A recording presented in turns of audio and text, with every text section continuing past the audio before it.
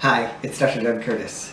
And Lucy Curtis from Dyslexic and Unstoppable. Our mission is to help dyslexics rediscover their inner power. That's right. And this next video in our series about increasing your child's self-esteem, this one's called Pick Your Battles. How does picking your battles help your child increase his or her self-esteem?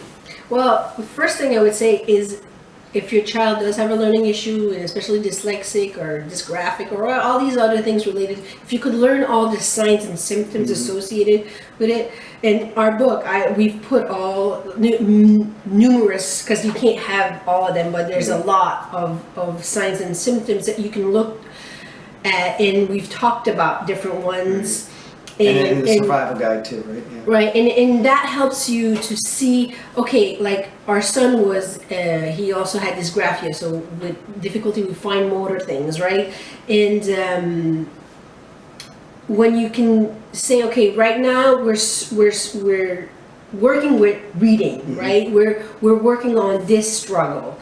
So that you can say, well, you know, I know he needs to learn to tie his shoes. I know he's having difficulty with that. But right now we're working on reading. So what can we do now to remove that other stress, right? So that's what we did, okay? It was like, okay, what are all the things that show up in our son's life? And what can I do right now to alleviate some of those so that we can focus on one thing? So that was, okay, well, the biggest thing was reading. So let's work on that. And then we would buy Velcro sneakers. Okay, I'm not saying you don't learn how to tie your shoes. I'm saying you pick your battles. You pick the big thing, and then you, because if there's too many stresses, and you know, as an adult, if you have too many stresses, you can't concentrate. Right, exactly. So you have to give your child a chance to focus on one thing. Yeah, I think it helps him because, you know, if he's looking at, like, oh my gosh, I got to work on tying my shoes, I got to work on keeping organized, I got to work on my spelling, I got to work on my math. You know, he's all over the place. So he can't, he's overwhelmed, he can't deal, and plus he can't put the effort he needs to.